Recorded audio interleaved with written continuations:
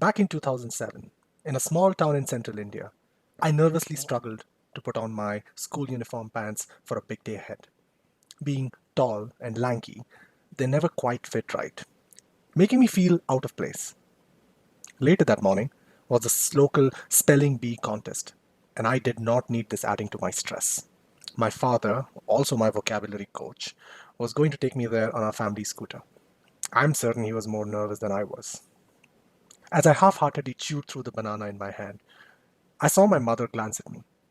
She came over, flattened her cowlick on my head, stiffened up my collar, and asked me to smile and be confident. I wondered what confidence had to do with winning spelling bees. I got knocked out in the third round. I lost by one letter.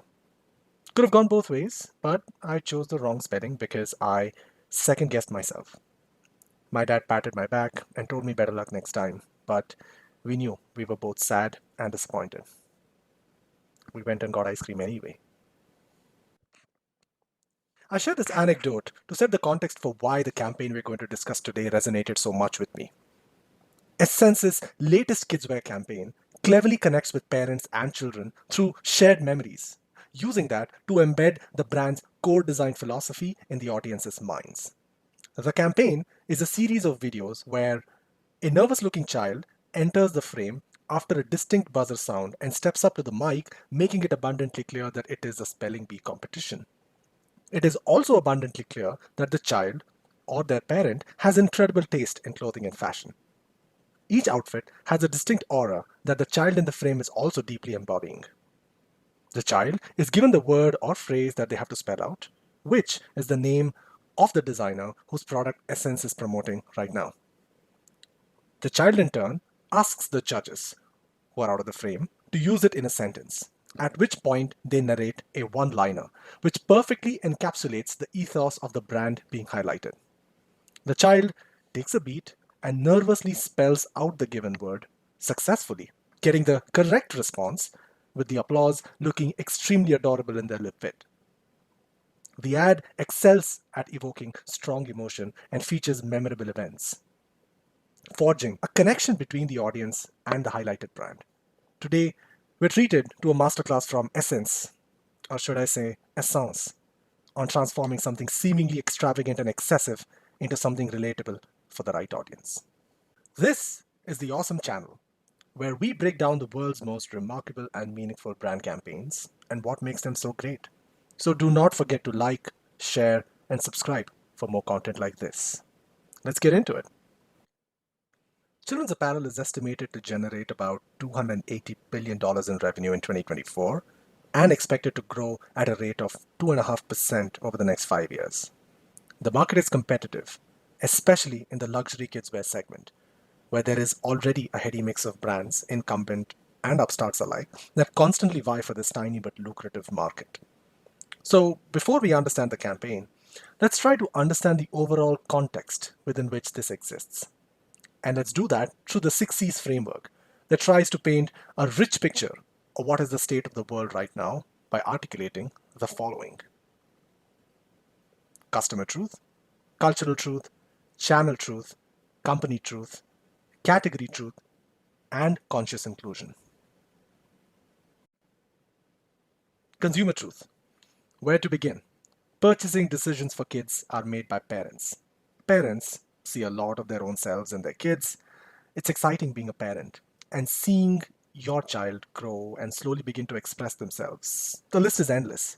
The one thing is clear, that there is something profound to this relationship, which shows up deeply in cyclically recurring shared experiences between parents and children, like sporting events, exams, spelling bees, etc. One important cultural truth is that luxury goods are no longer only for the 1%, as more than 27% of the luxury segment buyers today have a household income of $50,000. A channel truth is that today every brand can and often does create very beautifully directed assets for every app on social media at fairly low cost, leading to a sort of algorithm repetition fatigue for the audience.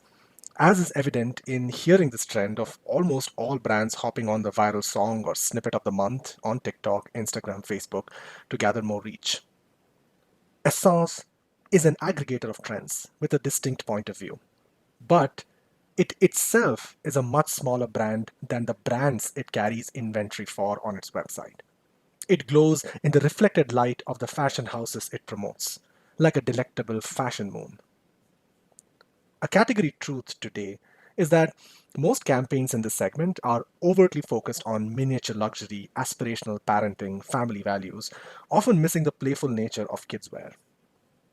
And lastly, while this campaign was obviously going to be focused on kids, I believe the industry in general is trying to consciously include a focus on a wider variety of ethnicities, sizes, and skin tones to increase accessibility and reach, which is a great thing. Overall, thanks to pop culture impetus, the world today is primed to respond well to ad campaigns like these, especially when it comes from a brand unique like Essence. Essence is a global technology platform operating at the intersection of culture, community, and commerce. Headquartered in Montreal, they have gathered critical acclaim as both an e commerce engine featuring a mix of established and emerging luxury brands across women's wear, menswear, kids' wear, and everything else, and a producer of cultural content, generating an average of 100 million monthly page views. The business of taste making is an obvious byproduct of the times we live in, and no one does it better than Essence. They have their own very distinct brand, tone of voice, and a point of view that shows up clearly in all their channels and assets, which not a lot of other contemporary brands have. With a self proclaimed audience of 18 to 40-year-olds, they speak to anyone whose first language is internet. It is this ability to articulate what the cultural hive mind is thinking that has allowed them to become one of the most valuable luxury e commerce operations in the world, with a 2021 valuation of over $4 billion. dollars. While in the larger cultural context, they might compete with other aggregators like Mr. Porter, Farfetch, and High Snobiety, the kidswear market is tougher and starting to get real crowded. You have other retailers like Saks Fifth Avenue and Nordstrom who themselves are starting to push into e commerce, but quite often take the big box bland approach to brand campaigns. While you have the designers themselves that run their own campaigns Gucci Gardens, Burberry's Mini Me, or the Dolce& and Gabbana's family series of prints. All of them are rushing to this space as a creative answer to the revenue challenges posed by the post pandemic high headwinds. According to market research, 44% of parents are happy to pay more for branded children's wear, a figure that rose to 55% for high earners. While every other category competitor takes the uber safe and ultra conservative approach to marketing their kidswear collections, Essence takes a very remarkable approach. The norm is pride and self confidence, especially when it comes to high fashion and luxury. Essence takes the weird, zany, and Gen Z native tone in all their content and messaging. It is the Slim Jim approach to bucking the category trend. Essence has committed a coup d'etat and is now the CEO of What Is In, which, if you are an e commerce company that sells trending products, is incredibly valuable. This is a beautiful example of the hand that is business strategy fitting the glove, campaign strategy, perfectly. Which is what makes their Spring Summer 24 Kids Wear Collection launch campaign so good. They let their core brand ethos of being a cultural tastemaker with a zany, unique streak flow into the spirit of collaboration with the designers that they are promoting. While there are a lot of things that this campaign has got going for itself, let's break down how it might have come together by applying the 4 point strategy framework. The problem is that luxury kidswear is perceived as excessive and wasteful. So, instead of trying to prove people wrong, how do you speak directly to the audience segment who does not think of it as such? There are two key advantages that stand out. Essence is a tastemaker brand that curates these amazing, beautiful artifacts. A net aggregator with taste and variety is an incredible advantage. Another advantage, if you can call it, is this social rising trend of spending money on luxury items versus saving, especially amongst Gen Z and millennials, termed doom spending, in the face of this unaffordability crisis that exists. Since the fashion forward parents of today are the primary target audience for this campaign, the insight could be articulated in smart humor to be the following, which is what your kids wear reflects back on you. Leading the strategy for this campaign to be to use the recurring motif of the excitement and exhilaration of competing in a spelling bee with your children to understand the subtle but deep differences between various fashion designers. Help the viewer expand or refine their tastes while incepting the idea to imagine themselves and their mini-me's in Maison Margiela's on their annual day. The outcome is the series of assets that uses a very special experience between the target audience, the parents, and the consumers of the product, the children, to drive brand awareness and affinity for the parent. If the goal of advertising campaigns is to get and keep attention, this campaign does so phenomenally well. And it does so by the harmonic interplay of the following elements that make any ad or asset distinctive: unexpected contextual noise,